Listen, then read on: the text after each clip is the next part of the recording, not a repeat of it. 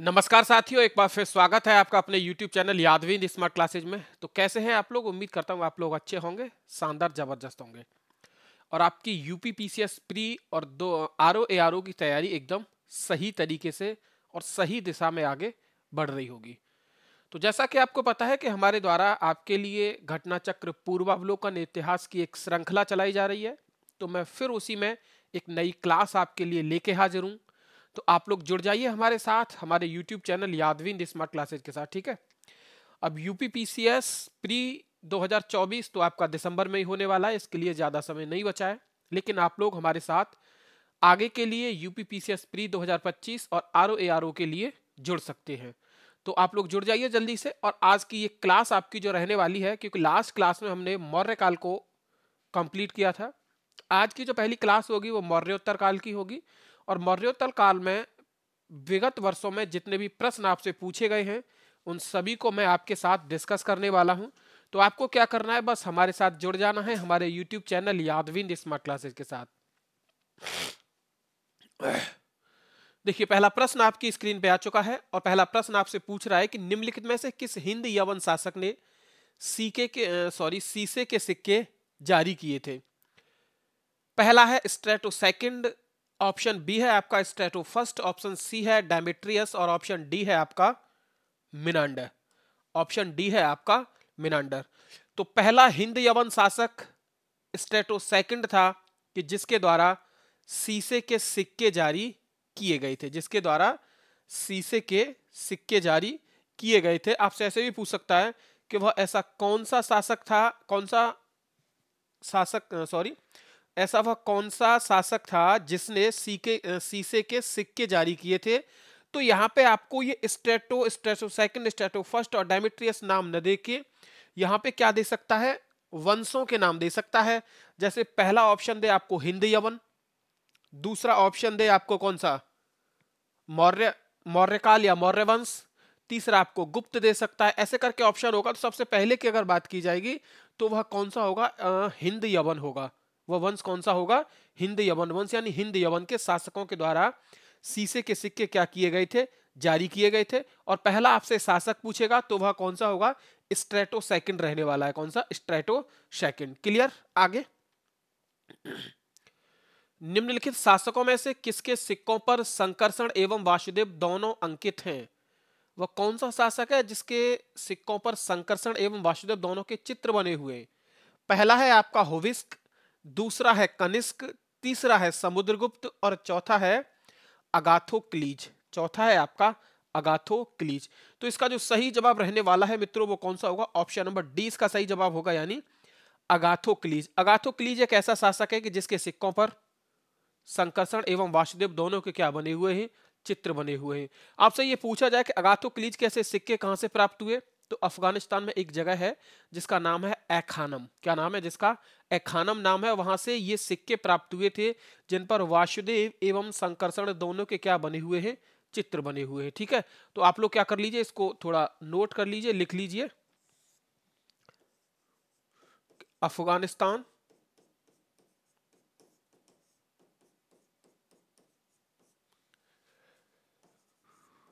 के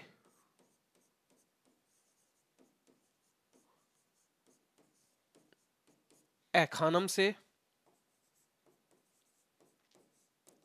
यह सिक्के प्राप्त हुए।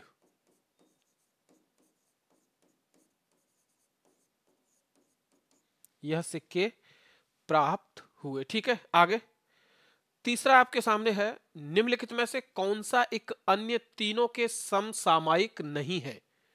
समसामयिक नहीं है। पहला है आपका बिंबिसार, दूसरा है गौतम बुद्ध, तीसरा है मिलिंद और चौथा है प्रसेनजित। चौथा है आपका क्या है, प्रसेनजित। ठीक है, तो आप लोग इसे ऐसे समझिए। सबसे पहले हम बात करेंगे किसकी, बिंबिसार की। हम किसकी बात करेंगे, सबसे पहले आपसे बिंबिसार की बात करेंगे। और बिंबिसार में आप लोग देख लीजिए कि बिंबिसार जो था यह कौन से वंश का शासक था।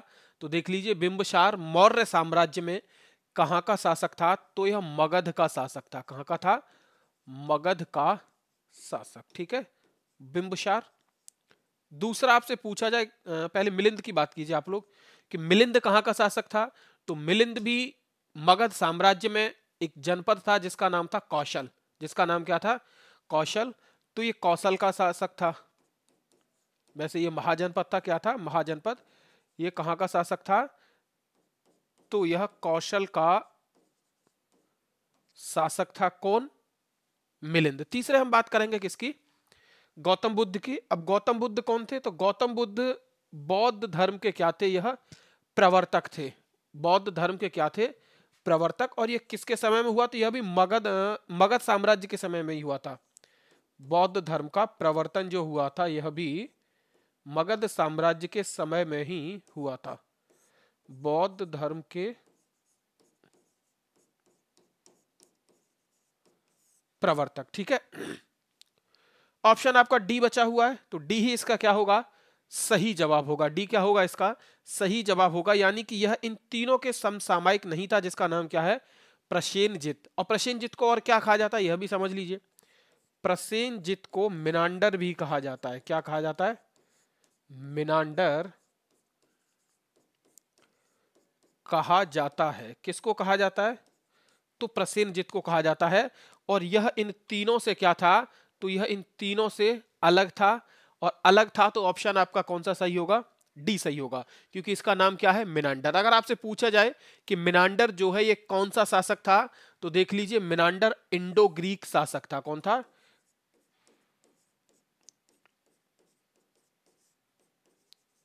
इंडो ग्रीक शासक जो था वह कौन था? तो वह मिनांडर था। ठीक है, बाकी ये तीनों किसके समय के हैं? तो ये तीनों मगध के समय के हैं। गौतम बुद्ध, ठीक है, और मिलिंद और बिंबिसार। आगे फोर्थ है आपका कि काव्य शैली का प्राचीनतम अभिलेख, काव्य शैली का प्राचीनतम नमूना किसके अभिलेख में मिलता है? यह आपसे पूछा गया है और आपसे इसका जवाब मांग रहा है।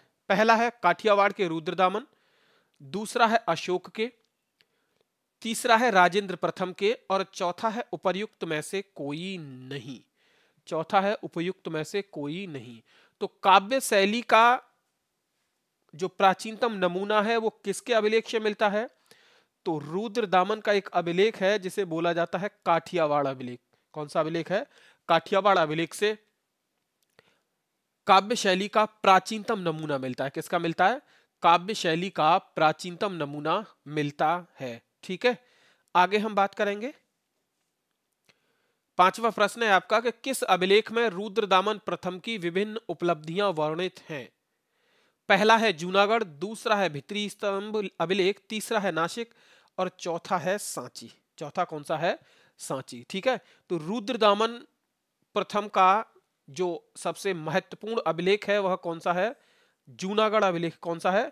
जूनागढ़ अभिलेख। और इस जूनागढ़ अभिलेख से इसमें की विभिन्न उपलब्धियों के बारे में वर्णन किया गया है। विभिन्न उपलब्धियों में अगर आप देखेंगे तो इसकी वंशावली, इसकी विजय, इसके शासन और इसके व्यक्तित्व पर प्रकाश डाला गया है। किसमें? जूनागढ़ अभिलेख में। दूसरा आपसे पूछा जाए कि ये जो जूनागढ़ अभिलेख है इसकी भाषा कौन सी है? तो इसकी भाषा संस्कृत थी। आपसे पूछा जाए कि इसकी लिपि कौन सी है? तो इसकी लिपि ब्राह्मी थी। कौन सी लिपि थी? ब्राह्मी लिपि। ठीक है, देख लीजिए, इसकी आपसे पूछता है कि इसकी भाषा बता दीजिए, तो आप लोगों को बता देनी है कि इसकी भाषा संस्कृत थी। ठीक है, दूसरा आपसे पूछता है कि इसकी लिपि कौन सी थी, तो लिपि भी आपको बता देनी है मित्रों कि इसके जूनागढ़ अभिलेख की जो लिपि थी वह कौन सी थी? तो ब्राह्मी लिपि। ठीक है, आगे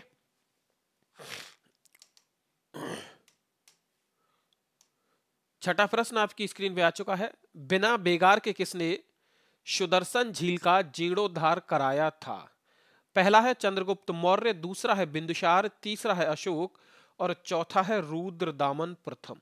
चौथा है रुद्रदामन प्रथम। ठीक है, अभी हमने पीछे वंश पढ़ा था मौर्य वंश। मौर्य वंश में हमने पढ़ा था कि इस सुदर्शन झील का निर्माण किसने कराया?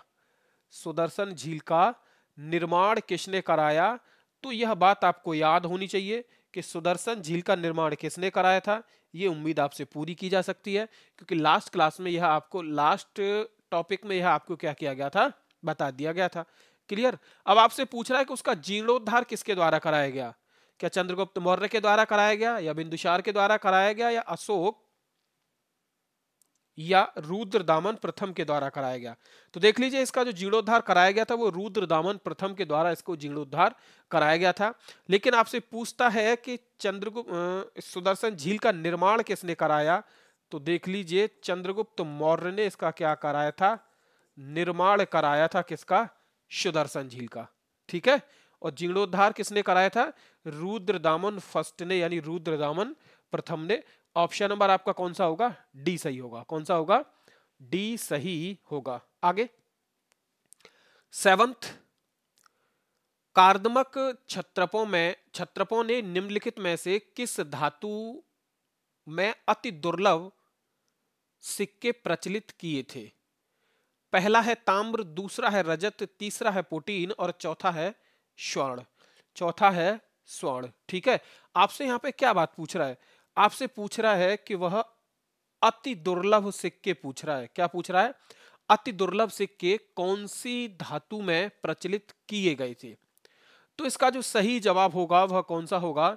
ऑप्शन नंबर इसका होगा ए, यानी ताम्र धातु में। कौन सी धातु में? ताम्र धातु में ये क्या थे? अति दुर्लभ सिक्के प्रचलित किए गए थे। ठीक है। दूसरा एक चीज याद रख लीजिए, ये जो कार्दमक है यह क्या है? एक राजवंश है, और इस राजवंश में शासक हुआ जिसका नाम था चष्टन। जिसका नाम क्या था? चष्टन। तो चष्टन ने रजत एवं तांबे या ताम्र दोनों सिक्के जारी किए थे। लेकिन आपसे पूछ रहा है कि अति दुर्लभ सिक्के कौन से थे? तो अति दुर्लभ सिक्के किसको माना गया है? तो ताम्र वाले सिक्कों को अति दुर्लभ माना गया है। अति दुर्लभ इनको क्यों माना गया है? क्योंकि इनकी संख्या बहुत कम प्राप्त हुई थी। इनकी संख्या बहुत कम प्राप्त हुई थी। ठीक है। तो ऑप्शन कौन सा सही होगा आपका? ए सही होगा। हालांकि उसके द्वारा रजत सिक्के भी जारी किए गए थे। अति दुर्लभ की जब बात आ जाएगी तो वो ताम्र होगा। क्लियर?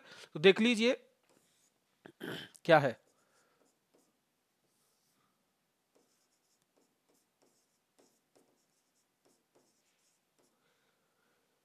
कार्दमक शासक जिसका नाम क्या था? चष्टन। कार्दमक शासक चष्टन ने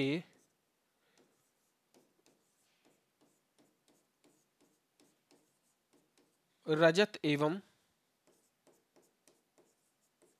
ताम्र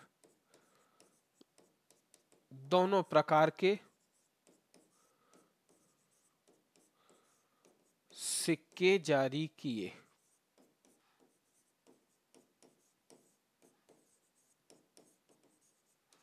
ठीक है। ऑप्शन ए ही क्यों सही होगा? क्योंकि वो अति दुर्लभ थे। अति दुर्लभ इसलिए थे कि उनकी बहुत कम संख्या प्राप्त हुई है। ठीक है। आगे, क्वेश्चन नंबर 8, सूची 1 को सूची 2 से सुमेलित कीजिए तथा नीचे दिए गए कूट में से सही उत्तर चुनिए। आपसे शासक पूछा गया है। क्या पूछा गया है आपसे? शासक। ठीक है। तो हम सबसे पहले बात करेंगे किसकी? कि जो डेमेट्रियस था, जो डेमेट्रियस था यह कौन से वंश का था? दूसरा आपसे पूछ रहा है कि रुद्रदामन जो था यह कौन से वंश का था? तीसरा आपसे पूछ रहा है कि गोंडोफर्नीज जो था यह कौन से वंश का था? और चौथा आपसे पूछ रहा है कि विम जो था, यानी विम कडिफिसस जो था, यह कौन से वंश का था? तो सबसे पहले आप देखिए, डेमेट्रियस की हम बात करेंगे। किसकी? डेमेट्रियस की हम बात करेंगे। तो यह एक हिंद यूनानी शासक था। कौन सा शासक था? ऐसे कर लीजिए इसे।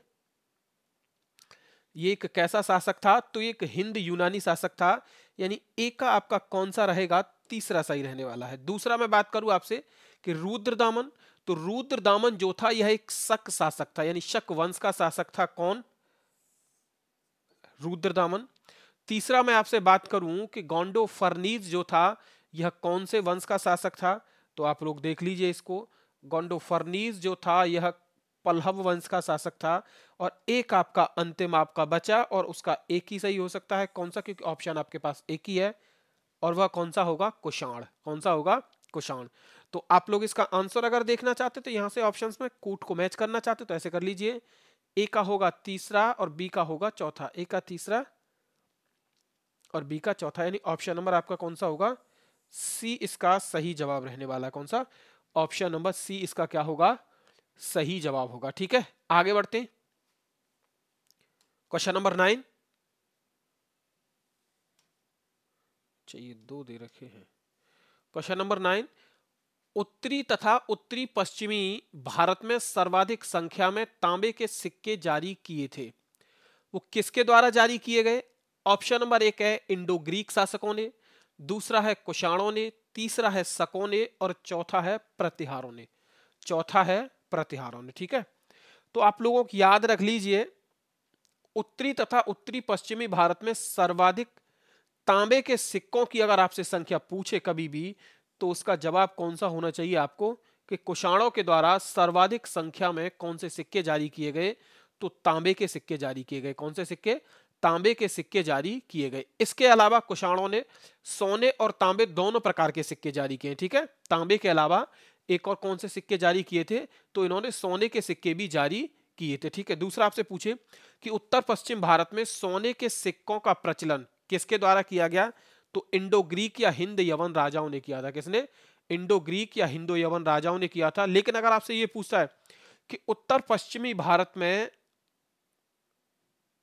सोने के सिक्कों का प्रचलन नियमित रूप से किसने किया है? सोने के सिक्कों का प्रचलन नियमित रूप से किसने किया है? तो वह कौन सा होगा? आपका कुषाण होगा। कौन सा होगा? कुषाण। ठीक है, फिर बता दूं आपको कि सोने उत्तर पश्चिम भारत में सोने के सिक्कों का प्रचलन हिंद यवन राजाओं ने किया था, लेकिन सोने के सिक्कों का नियमित प्रचलन जो किया था वो कुषाणों ने किया था। किसने? कुषाणों ने किया था। तो ऑप्शन नंबर आपका कौन सा सही होगा? बी सही होगा। कौन सा होगा? बी इसका सही जवाब होगा। ठीक है, आगे क्वेश्चन नंबर 10 है आपका कि प्राचीन भारत में निम्न में से किस एक ने नियमित रूप से सोने के सिक्के चलाए थे? ठीक है, अभी आपको बताया था कि नियमित रूप से सोने के सिक्के किसके द्वारा चलाए गए। ऑप्शन है सातवाहन, दूसरा है शक, तीसरा है कुषाण और चौथा है पार्थियन। तो किसने चलाए थे? कुषाण शासकों ने, क्योंकि सबसे पहले सोने के सिक्के हिंद यवन शासकों के द्वारा चलाए गए, दूसरा कुषाण शासकों ने इन्हें नियमित रूप से जारी करना शुरू कर दिया। अब नियमित रूप से जारी करना शुरू कर दिया तो ऑप्शन नंबर अपना कौन सा सही हो जाएगा? थर्ड सही हो जाएगा। कौन सा हो जाएगा? थर्ड अपना ऑप्शन नंबर सही हो जाएगा। क्लियर है ना? आगे 11th 11वां, बुद्ध का किसके सिक्कों पर अंकन हुआ है? सॉरी, ऐसे कौन से शासक ने सिक्के चलाए जिसके ऊपर बुद्ध की प्रतिमा थी या अंकन था? ऑप्शन है आपके पास विमकडिफिशस, दूसरा है कनिष्क, तीसरा है नहपाण और चौथा है बुद्धगुप्त। चौथा है बुद्धगुप्त। तो इसका जो सही जवाब रहने वाला है वह कौन सा होगा? ऑप्शन नंबर 20 का सही जवाब रहने वाला होगा, क्योंकि कनिष्क के द्वारा जो सिक्के चलाए गए उन सिक्कों पर क्या था? बुद्ध का अंकन था। बुद्ध का क्या था? अंकन हुआ था। तो ऑप्शन नंबर अपना कौन सा सही रहने वाला है? बी अपना ऑप्शन नंबर सही होगा। क्लियर? आगे 12वां, निम्नलिखित में से किस शासक को सर्वप्रथम सोने के सिक्के जारी करने का श्रेय दिया जाता है? इनमें से ऐसा कौन सा शासक है जिसने सबसे पहले सोने के सिक्के जारी किए गए? यह आपसे पूछा गया है। पहला है कुजुल कॉडिफिशस, दूसरा है विम कॉडिफिशस, तीसरा है कनिष्क प्रथम और चौथा है होविस्क। चौथा है होविस्क। ठीक है, तो इसका जो सही जवाब होगा वो कौन सा होगा? ऑप्शन नंबर 20 का सही जवाब होगा, यानी विम कॉडिफिशस, क्योंकि कुषाण वंश का जो संस्थापक था जिसका नाम था कुजुल कॉडिफिशस, जो ऑप्शन नंबर ए में दे रखा है, इसी का पुत्र हुआ जिसका नाम था विम कॉडिफिशस। और विम कॉडिफिशस के द्वारा क्या किया गया कि सर्वप्रथम सोने के सिक्के जारी किए गए। किसके द्वारा? सर्वप्रथम इसके द्वारा सोने के सिक्के जारी किए गए। तो ऑप्शन अपना कौन सा सही रहने वाला है? ऑप्शन नंबर इसका सेकंड सही रहने वाला है, यानी विम कॉडिफिशस। आगे क्वेश्चन नंबर 13, 13वां प्रश्न आपकी स्क्रीन पे आ चुका है। निम्नलिखित में से किसने भारत में स्वर्ण सिक्कों का प्रचलन नियमित उपयोग के लिए किया था? स्वर्ण सिक्कों का प्रचलन नियमित उपयोग के लिए किया था। पहला है विम कॉडिफिशस, दूसरा है कुजुल कॉडिफिशस, तीसरा है कनिष्क और चौथा है हर्मवीज। चौथा कौन सा है? हर्मवीज ने। तो कौन सा सही होगा? विम कॉडिफिशस सही होगा। लास्ट भी यही था, तो ये रिपीट हुआ है लगभग। आगे 14वां है कि इनमें से किसने सर्वप्रथम व्यापक पैमाने पर स्वर्ण मुद्राओं का प्रचलन किया, यानी बड़े स्तर पर स्वर्ण मुद्राओं का प्रचलन इनमें से कौन सा शासक था कि जिसके द्वारा किया गया? पहला है आपका पुष्यमित्र शुंग, दूसरा है मिनांडर, तीसरा है विम कॉडिफिशस और चौथा है गौतमी पुत्र शातकर्णी। इनमें से एक ही शासक है जिसका नाम है विम कॉडिफिशस, और विम कॉडिफिशस के द्वारा बड़े पैमाने पर सोने के सिक्कों का प्रचलन किया गया। तो ऑप्शन नंबर अपना कौन सा सही रहने वाला है? ऑप्शन नंबर अपना सी सही रहने वाला है। आगे क्वेश्चन नंबर 15। क्वेश्चन नंबर 15 यानी 15वां प्रश्न है, यौधेय सिक्कों पर किस देवता का अंकन मिलता है? यौधेय सिक्कों पर किस देवता का अंकन मिलता है? पहला है वासुदेव, दूसरे हैं मित्र, तीसरे हैं इंद्र और चौथे हैं कार्तिकेय। चौथे हैं कार्तिकेय। तो देख लीजिए, इसका जो जवाब सही होगा कि यौधेय के सिक्कों पर कार्तिकेय देवता का अंकन मिलता है। किसका अंकन मिलता है? कार्तिकेय देवता का अंकन मिलता है। ऑप्शन अपना कौन सा सही रहने वाला है? ऑप्शन जो होगा अपना डी सही होगा, यानी डी में क्या दे रखा है? कार्तिकेय। ठीक है। दूसरा आपसे पूछा जाए कि यौधेय जो शासक थे, इनका साम्राज्य कहां पे था? तो इनका जो साम्राज्य था वो दक्षिण पूर्वी पंजाब तथा राजस्थान में था। इनका साम्राज्य दक्षिण पूर्वी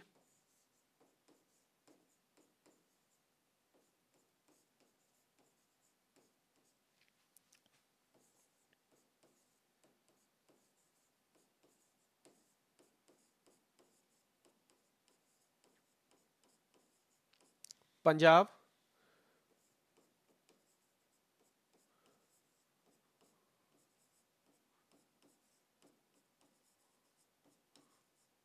तथा राजस्थान में। कहां पे था? तथा राजस्थान में। क्लियर है ना? आगे, कनिष्क के सारनाथ बौद्ध प्रतिमा के अभिलेख की तिथि क्या है? कनिष्क के सारनाथ के बौद्ध प्रतिमा अभिलेख की तिथि क्या है? पहला है 78 एडी, दूसरा है 98 एडी, तीसरा है 81 एडी और चौथा है 121 एडी। 121 एडी। तो इसका जो सही जवाब होगा वह क्या होगा? Option number B. ये ऊपर नीचे हो गया, कौन सा हो गया? 78, 98, 81, 121। तो इसका जो सही जवाब होगा वो ऑप्शन नंबर 20 का क्या होगा? सही जवाब होगा, यानी 81 एडी, यानी 81 ईस्वी में कनिष्क के द्वारा गौतम बुद्ध की प्रतिमा अभिलेख कराई गई। कौन सी ईस्वी में? तो 81 ईस्वी में। ठीक है। दूसरा आपसे पूछा जाए कि कनिष्क का राज्य अभिषेक किसके द्वारा किसके द्वारा हुआ, सॉरी, कनिष्क का राज्य अभिषेक कब हुआ था? तो देख लीजिए, कनिष्क का राज्य अभिषेक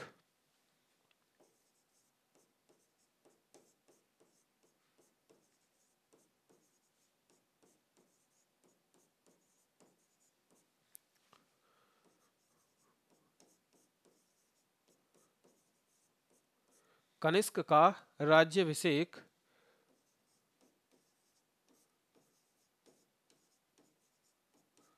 कब हुआ था? 78 ईस्वी में हुआ था। कब? 78 एडी यानी 78 ईस्वी में हुआ था। दूसरा आप लोग एक और चीज याद रख लीजिए कि कनिष्क ने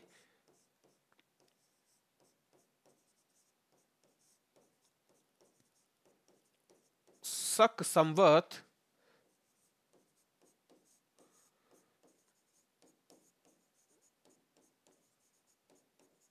जारी किया था। ठीक है। आपसे पूछा जाए कि शक संवत किसके द्वारा जारी किया गया, तो कनिष्क के द्वारा शक संवत जारी किया गया था। ठीक है। आगे 17वां, कुषाण शासक कनिष्क का राज्य अभिषेक। कुषाण शासक कनिष्क का राज्य अभिषेक कब हुआ था? पहला है 178 बीसी, दूसरा है 58 बीसी, तीसरा है 101 एडी और चौथा है आपका 78 एडी। 78 एडी। तो कनिष्क का राज्य अभिषेक कब हुआ था? ये आप लोग देख लीजिए पीछे। तो कनिष्क का राज्य अभिषेक कहां पे बताया गया आपको? 78 ईस्वी में, यानी 78 ईस्वी में।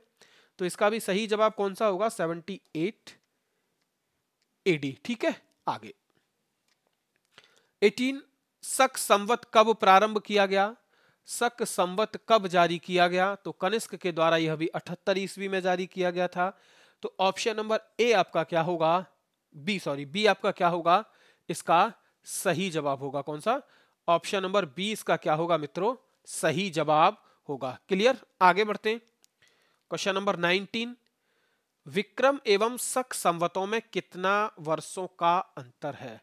विक्रम एवं शक संवत में आपसे पूछा गया है कि कितने वर्षों का अंतर है। ठीक है, तो देखिए सबसे पहले इनके बीच जो अंतर है वो कितना है।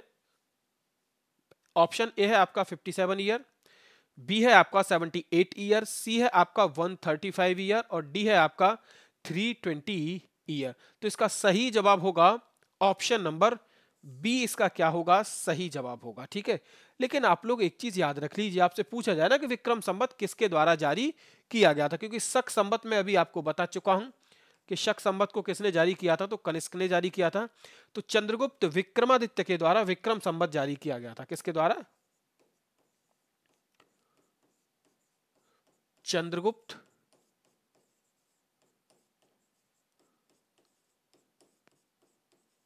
विक्रमादित्य ने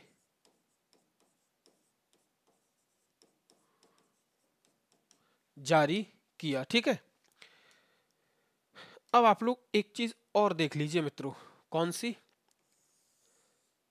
हम इधर देखते हैं, उसे इधर बात करेंगे। हम किसकी बात करेंगे? अगर आपसे पूछा जाए कि वर्तमान कैलेंडर में से हम कितना घटाएं या कितना जोड़ें कि जिससे हमें विक्रम संवत प्राप्त हो जाए, तो वर्तमान में कैलेंडर की हम बात कर रहे हैं, यानी ग्रेगोरियन कैलेंडर।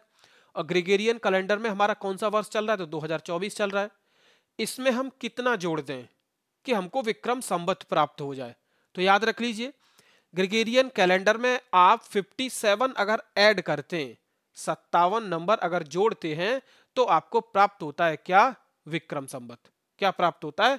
विक्रम संवत। दूसरा, अगर आप ग्रेगोरियन कैलेंडर में यानी वर्तमान कैलेंडर में यानी 2024 में से 78 को माइनस करते हैं, 78 को अगर आप घटा देते हैं, तो आपको प्राप्त होता है क्या? शक संवत। क्या प्राप्त होता है आपको? शक संवत। तो मैं आपको यहां पे इधर लिख देता हूं,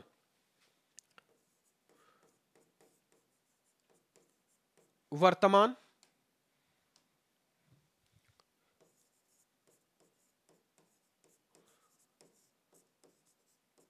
कैलेंडर में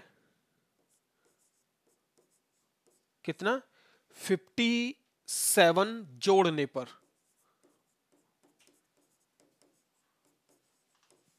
कितना जोड़ने पर? 57 जोड़ने पर आपको क्या प्राप्त होगा? विक्रम संवत।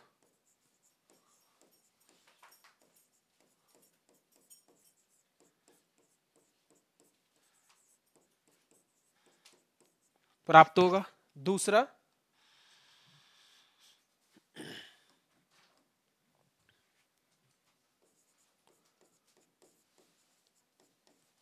वर्तमान कैलेंडर में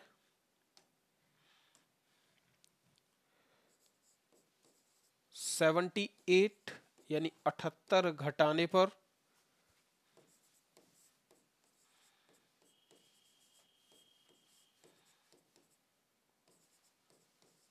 शक संवत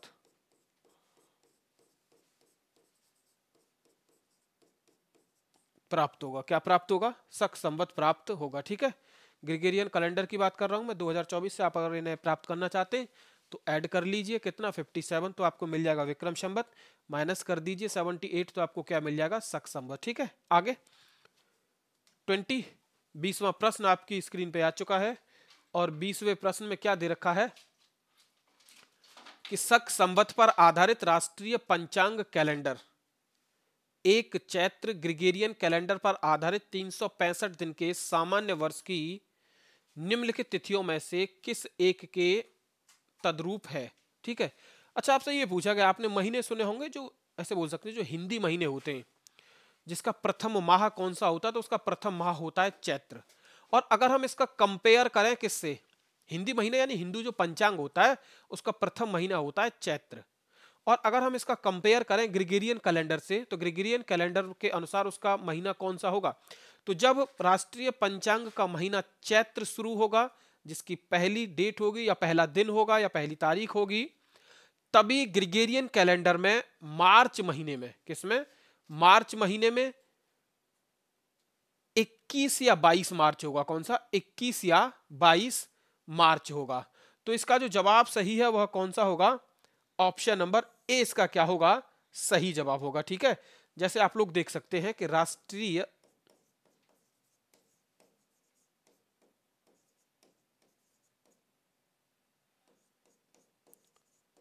पंचांग का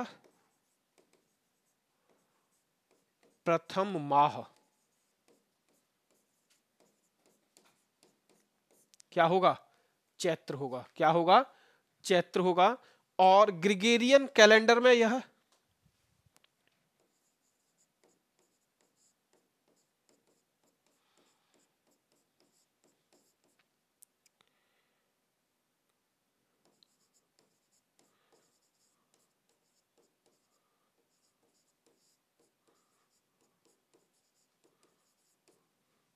ग्रिगोरियन कैलेंडर में यह दिन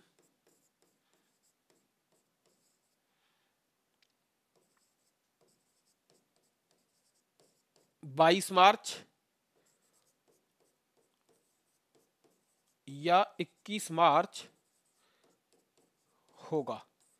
ठीक है, 22 मार्च या 21 मार्च होगा। तो ऑप्शन आपका कौन सा सही हुआ? ऑप्शन नंबर आपका ए सही हुआ। कौन सा? ऑप्शन नंबर ए आपका क्या हुआ? सही हुआ। ठीक है, आगे 21, विक्रम संवत कब प्रारंभ हुआ था? यह मैं आपको बता चुका हूं कि किसके द्वारा प्रारंभ हुआ था। तो देख लीजिए, विक्रम संवत पहला है 78 एडी, ऑप्शन बी है 57 बीसी, ऑप्शन सी है 72 एडी और ऑप्शन डी है 56 बीसी। तो इसका जो सही जवाब होगा वह कौन सा होगा? ऑप्शन नंबर 20 का सही जवाब होगा, यानी 57 बीसी, ईसा पूर्व। क्या होगा? 57 बीसी यानी ईसा पूर्व। क्लियर? आगे हम बात करेंगे 22 है कि निम्नलिखित में से कौन सा वर्ष दिसंबर 2009 में शक संवत का वर्ष होगा? आपसे क्या पूछ रहा है? दिसंबर 2009।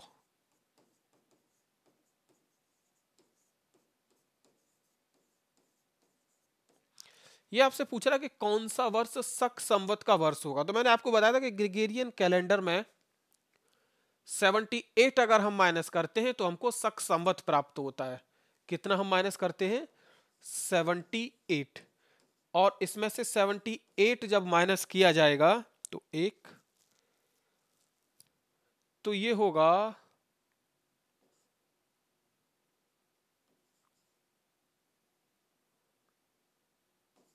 ये होगा 1931। कितना होगा यह? 1931 यानी 1931। तो ऑप्शन आपका कौन सा सही रहने वाला है? ऑप्शन नंबर ए आपका क्या होगा? सही जवाब होगा। कौन सा? ऑप्शन नंबर ए आपका क्या होगा? सही जवाब होगा। अगर हम इसमें ऐड करते, अच्छा ये क्या है आपका? शक संवत पूछ रहा है। आप लोग इसे ऐसे निकालिए कि अगर हम इसमें से विक्रम संवत निकालना चाहें कि वर्तमान में कौन सा विक्रम संवत चल रहा है। ठीक है, हम किसकी बात कर रहे हैं? हम 2009 की ही बात कर रहे हैं। इसी प्रश्न को ले लेते हैं। तो इसमें से आप लोग बताइए, क्या आपको ऐड करना होगा कि आपको विक्रम संवत प्राप्त हो जाए? ये बातें मैं आपको अभी बता चुका हूं। तो इसकी उम्मीद आपसे की जाती है कि आपका जवाब सही होगा। आगे देखिए, कनिष्क के समकालीन निम्नलिखित नामों का अध्ययन करें और निम्नांकित उत्तर कोड के अनुसार अपना उत्तर इंगित करें। यह आपसे पूछ रहा है कि कनिष्क के समकालीन शासकों का अध्ययन करें कि कनिष्क के समकालीन कौन कौन से शासक थे। यह आपसे क्या किया गया है? पूछा गया है। ठीक है, तो कनिष्क के समकालीन कौन कौन से शासक थे? पहला है आपका अश्वघोष, दूसरा है वसुमित्र, तीसरा है कालिदास, चौथा है मित्रों कंबन।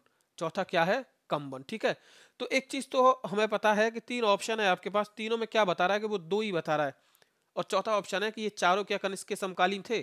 तो हमको सबसे पहले देखना है कि दो शासक इसमें से, एक शासक कौन सा है? अश्वघोष, और दूसरा कौन सा है? वसुमित्र। अश्वघोष और वसुमित्र ये जो दोनों थे, यह क्या थे? यह कनिष्क के समकालीन थे। किसके समकालीन थे? कनिष्क के समकालीन थे, क्योंकि अश्वघोष जो था यह क्या था? कवि था।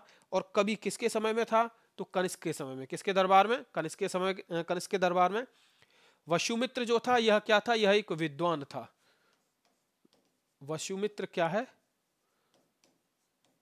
यह विद्वान है। और अश्वघोष क्या है? यह एक कवि। अश्वघोष क्या है? यह एक कवि। ठीक है, दूसरा हम बात करें किसकी? कालिदास की। तो कालिदास जो हुए हैं ये गुप्त काल में हुए हैं। कौन से काल में हुए हैं कालिदास? गुप्त काल में।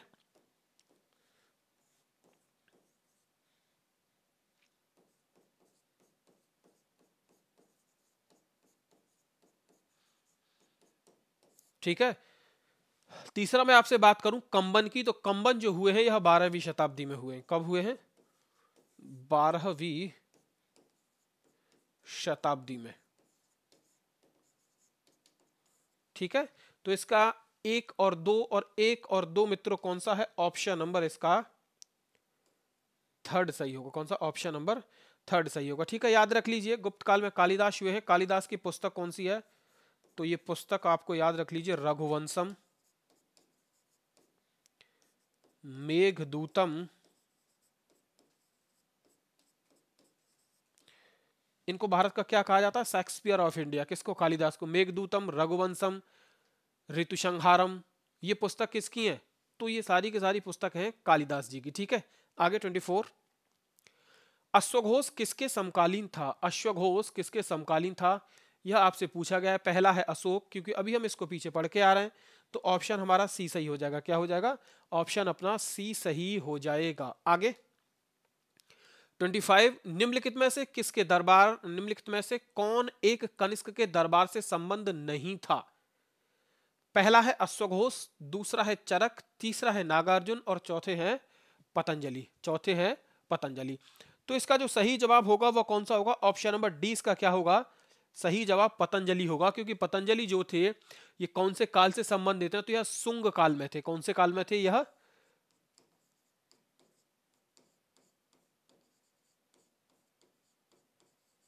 सुंग काल में। और जब हम कनिष्क की बात करेंगे तो कौन से काल की बात कर रहे हैं? कुषाण काल की बात कर रहे हैं। किसके काल की? कुषाण काल के बाद की, कुषाण काल की बात कर रहे हैं। ठीक है। नागार्जुन, नागार्जुन को क्या कहा जाता है? भारत का आइंस्टीन कहा जाता है। किसका? भारत का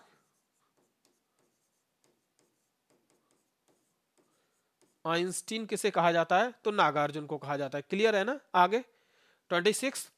निम्नलिखित में से कौन कनिष्क प्रथम के दरबार में नहीं गया?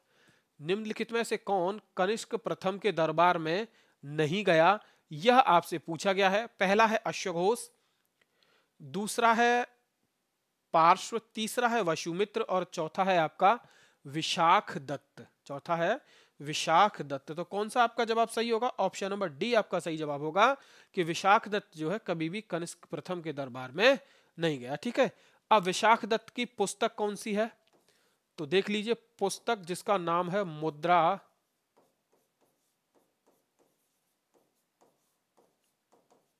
राक्षस। क्या नाम है जिसका? मुद्रा राक्षस। आपसे पूछा जाए किसके द्वारा लिखी गई, तो मुद्रा राक्षस विशाख दत्त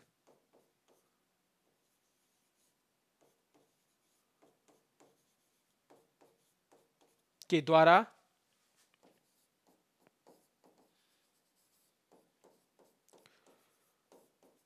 लिखी गई। किसके द्वारा लिखी गई थी? विशाख दत्त के द्वारा लिखी गई। ठीक है। आगे हम बात करेंगे किसकी? 27 की बात करेंगे। निम्नलिखित नगरों में से किसका उल्लेख कनिष्क के रबतक अभिलेख में नहीं है? कनिष्क का एक अभिलेख है जिसकी बात की जा रही है, जिसका नाम क्या है? रबतक। जिसके ऑप्शंस आपको दे रखे हैं। पहला है श्रावस्ती, दूसरा है कौशाम्बी, तीसरा है पाटलिपुत्र, और चौथा है मित्रों चंपा। चौथा है मित्रों चंपा। ठीक है। तो इसका सही जवाब जो होगा वह कौन सा होगा? ऑप्शन नंबर ए इसका सही जवाब होगा, यानी श्रावस्ती। श्रावस्ती का जो उल्लेख है वह कनिष्क के रबतक अभिलेख में नहीं मिलता है। ठीक है। कनिष्क के रबतक अभिलेख में नहीं मिलता है। दूसरा, मैं आपसे बात करूं कि कनिष्क का जो रबतक अभिलेख है ये कहां पे मिला था, तो देख लीजिए।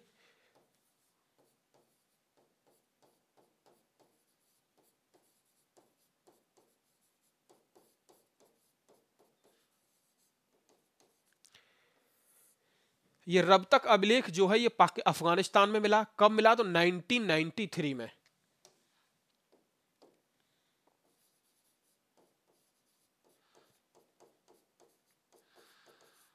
अफगानिस्तान में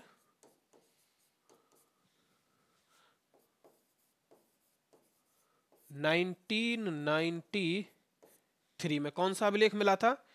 तो यह आपका रब तक अभिलेख मिला था। दूसरी आपसे पूछा जाए कि कनिष्क से संबंधित रब तक अभिलेख की भाषा कौन सी है और लिपि कौन सी है, तो इसकी जो भाषा है वह है बैक्टीरियन और लिपि है इसकी यूनानी। देख लीजिए,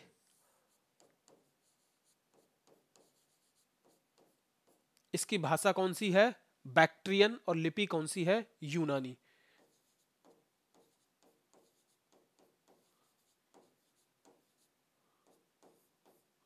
और मैं आपसे बात करूं किसकी, लिपि की,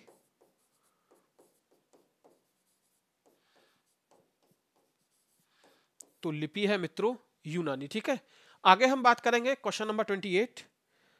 28वां प्रश्न है कि इनमें से किस आयुर्वेदाचार्य ने तक्षशिला विश्वविद्यालय में शिक्षा प्राप्त की थी। तक्षशिला विश्वविद्यालय में इनमें से किसने शिक्षा प्राप्त की थी, यह आपसे पूछा गया है। पहला है सुश्रुत, दूसरा है बाणभट्ट, तीसरा है चरक और चौथा क्या है, जीवक। चौथा क्या है, जीवक। तो इसका जो सही जवाब होगा वह कौन सा होगा, इसका जो सही जवाब होगा वह कौन सा होगा, देख लीजिए। सुश्रुत, बाणभट्ट, चरक या जीवक। चरक या जीवक। तो देख लीजिए आप लोग, इनमें से दो हैं, एक चरक और दूसरे जीवक। कौन है, एक चरक और दूसरे जीवक। दोनों ने शिक्षा जो प्राप्त की है वो कहां पे प्राप्त की है, तो तक्षशिला विश्वविद्यालय में प्राप्त की है। किसमें, तक्षशिला विश्वविद्यालय में प्राप्त की है। ऑप्शन आपके दो सही हो जाएंगे, एक इसका सही जवाब नहीं है। ठीक है मित्रों, आगे 29 आपसे पूछ रहा है कि पुष्यमित्र शुंग द्वारा 2 अश्वमेध यज्ञ किए जाने के बारे में जानकारी किस अभिलेख से मिलती है। तो कौन से अभिलेख से जानकारी मिलती है यह आपसे पूछा गया है। पहला है सारनाथ लेख, दूसरा है बेशनगर, तीसरा है अयोध्या और चौथा है आपका हाथी गुम्फा। चौथा है आपका हाथी गुम्फा। तो इसकी जो जानकारी मिलेगी वो किससे मिलेगी, ऑप्शन आपका होगा सारनाथ, बेशनगर, अयोध्या, हाथी गुम्फा। इसका जो होगा वो ऑप्शन नंबर सी सही जवाब होगा। क्या कह रहा है सी, कि पुष्यमित्र शुंग के द्वारा 2 अश्वमेध यज्ञ किए गए। इसकी जानकारी हमें किससे मिली, तो अयोध्या अभिलेख से मिली। पुष्यमित्र शुंग जो था यह मौर्य वंश का क्या था, अंतिम शासक था। ठीक है, सॉरी, हाँ, पुष्यमित्र शुंग ने क्या किया था कि मौर्य वंश के अंतिम शासक बृहद्रथ की क्या की थी, हत्या की थी। और उसके बाद ये क्या बना था, शुंग वंश का प्रथम शासक बना था, या शुंग वंश का संस्थापक बना था। कौन, पुष्यमित्र शुंग। तो इसने किसकी हत्या किया, मौर्य वंश के अंतिम शासक बृहद्रथ की हत्या की थी। किसकी, बृहद्रथ की हत्या की थी। ठीक है, फिर शुंग वंश आया। शुंग वंश के बाद एक और नया वंश आएगा जिसे बोला जाता है कण्व वंश। जिसे क्या बोला जाता है, कण्व वंश। ठीक है, क्यों, क्योंकि इस शुंग वंश का जो अंतिम शासक था उसका नाम था देवभूति, और देवभूति को वासुदेव ने मार दिया। ठीक है, देवभूति को वासुदेव ने क्या किया, मार दिया। और वासुदेव ने एक नए वंश की नींव डाली जिसका नाम क्या होगा, कण्व वंश। क्या नाम होगा जिसका, कण्व वंश। ठीक है, आगे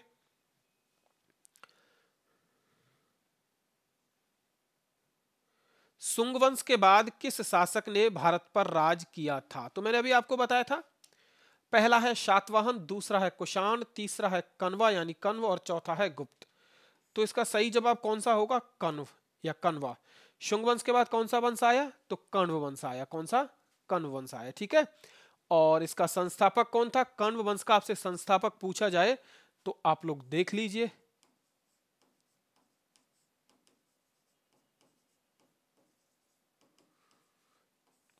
ये जो कण्व वंश हुआ, ये शुंग वंश हुआ, इनके संस्थापक आप लोग जरूर याद रख लीजिए। ठीक है, तो इसका संस्थापक कौन था, वासुदेव।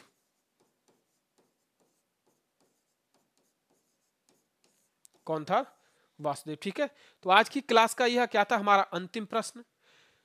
ऐसे ही और महत्वपूर्ण वीडियोस के लिए आप जुड़िए हमारे साथ, हमारे YouTube channel Yadavendra smart classes के साथ। तो मिलते हैं आपसे नेक्स्ट क्लास में, नेक्स्ट वीडियो में। तब तक के लिए जय हिंद, जय भारत, वंदे मातरम।